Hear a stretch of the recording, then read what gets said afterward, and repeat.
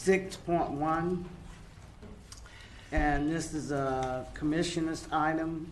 Discuss termination of the Increment Revenue Payment Agreement between the Community Redevelopment Agency of the City of Fort Myers and 2401 Bay Street LLC. Commissioner Giraldo. Thank you, Madam Chair.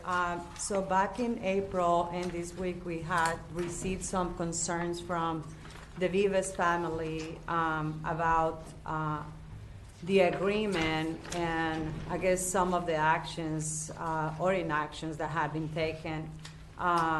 There were some specific questions that they asked, and at that point I forwarded that email communication to staff and Attorney Shepard to look at what were the issues, the legalities, and the accuracy of that information. I guess in the meantime, staff provided a copy of what it is, the sales agreement. That is, the property is now for sale, is listing the development incentive, is listing the TIFF as the development incentive.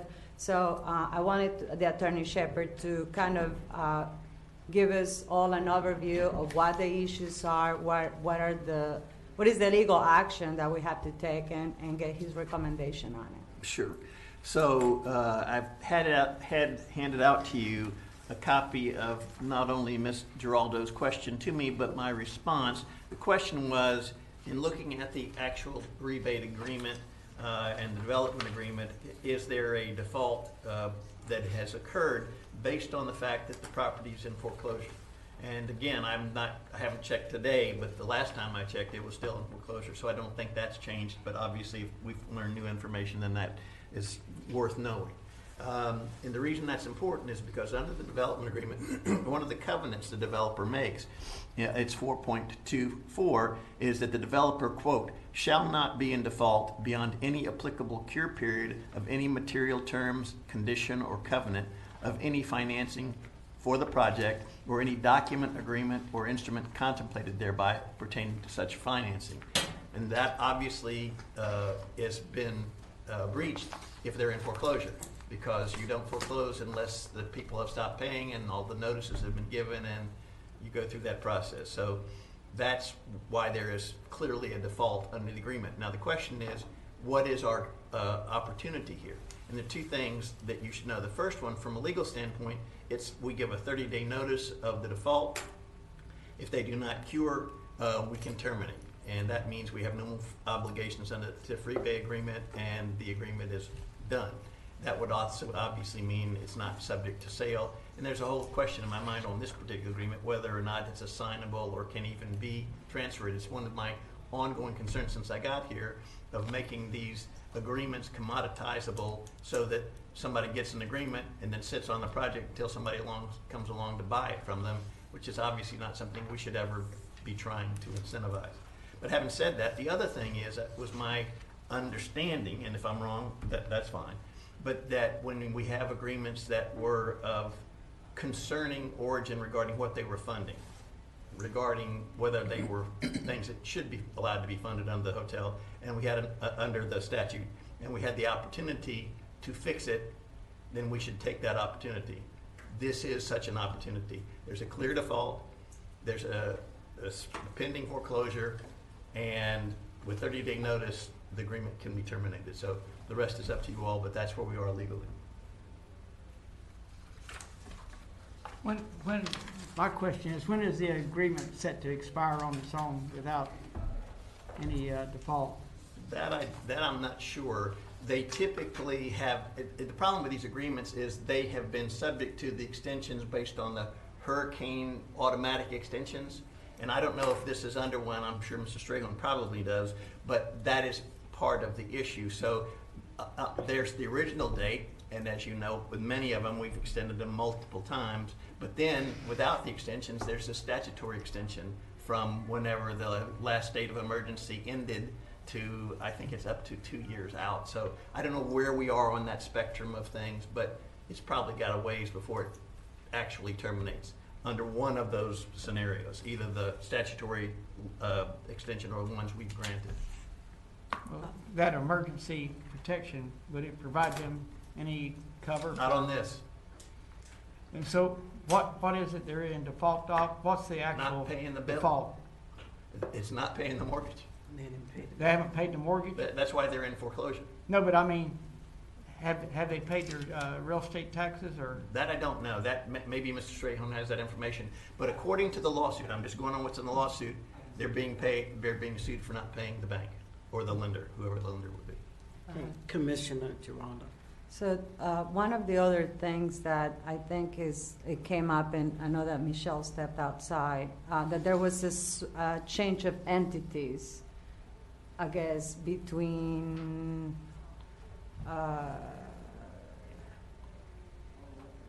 the original entity that applied, that was the Vivas family's part of the complaint, that it was the original agreement was under one name. Then that entity went inactive and another entity was created. And that was the other part of, Michelle, I thought it was Michelle coming back in. That was the other part of the question. I don't know that's a new entity or a change in the name of the entity, but in terms of what our agreement is with, that's clearly in default, and that gives us the opportunity to terminate if we choose.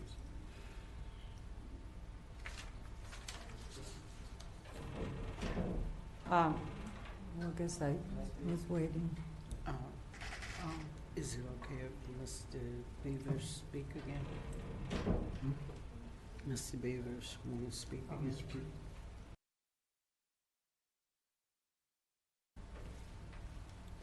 Mr. Piston, he wants to speak again. Here. Okay, come on up. We can't hear him. You're speaking to the mic. Huh? We can't hear. Oh, okay. No, I was calling him up to speak.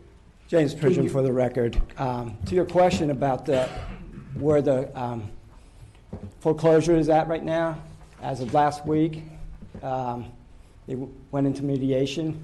Mediation was declined by 2401 Bay. So that extension has been, we're still going through the process. So that's It's still in foreclosure, though. Yes, it is. Then we're still in default. So what is your, again, your legal recommendation of what to do Well, regarding this? I don't get to make recommendations on what are your decisions, but I would remind you, based on what I've been told, that when you have an agreement that might not have been maybe something that we should have done initially, and you have the opportunity to legally end it, this is such an opportunity. This is an agreement to fund something that is hard to justify under the statute. However, we typically have decided we would stick with the agreements we made and try to make sure we do them correctly in the future. So if this were not in default, we wouldn't be having this discussion. But it is in default, it is in foreclosure, and that gives us an opportunity if you want to take it. So given all the challenges that CRAs are having throughout the state based on these type of challenges, this will, I guess, taking legal action will protect us from scrutiny, I guess. Well, the primary thing is, again, and something that I think has been commented on here, not just by me before, is the ability to take these agreements that we think we're dealing with party A and then see them assigned to party B, C, or D, which has never even been to the podium. We don't want that. At least I don't think that's what we want. Yeah. And so if that's already actively being pursued, that's also something that should be under consideration as to whether we should not make that possible. Right.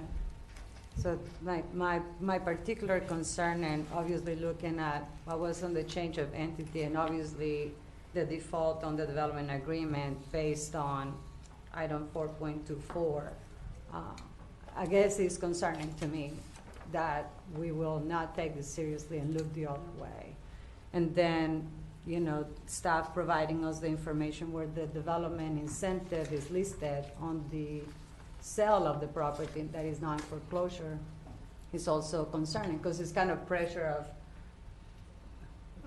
like, this is not transferable, right? They will have to reapply again, whatever It entity shouldn't be. it is. It It should not shouldn't be. And then last is the challenges that we're having with the CRAs across the state and the lens that this provides for us not to take legal action and really follow our own legal documents and the Florida statute. I'd like to make a motion to provide the notice for termination of this agreement. Madam Chair, Yes. before we proceed, I'd like to wait until Commissioner Boucher returns. I don't know. I believe he's left. No, Thank you. no, he's still in the building. I mean, we're already down one commissioner. Let me see. I don't think he's coming back. Uh, Yeah, he's gone. He did leave? Yeah. He left. Why? We have a quorum with 5. I think this is an important decision, and it concerns me that there's only 5 of the 7 members here. I think he may be gone. He had his briefcase with him, right? He's gone. He I left. think he's gone. We have quorum with just 5 of us. I think he's gone, yeah. So, y'all want? Okay, Bring- we have a bring it back. motion. I need a second. I'll second. Okay, it's been motioned by Commissioner Giraldo, second by Commissioner Anderson. All in favor of terminating this agreement, let it be known by saying aye. Aye. Aye. Opposed? Opposed. Okay, motion fails.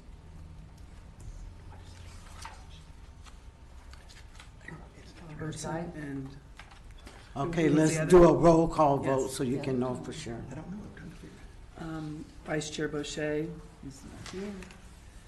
It's 3-2. Commissioner Giraldo, Yes.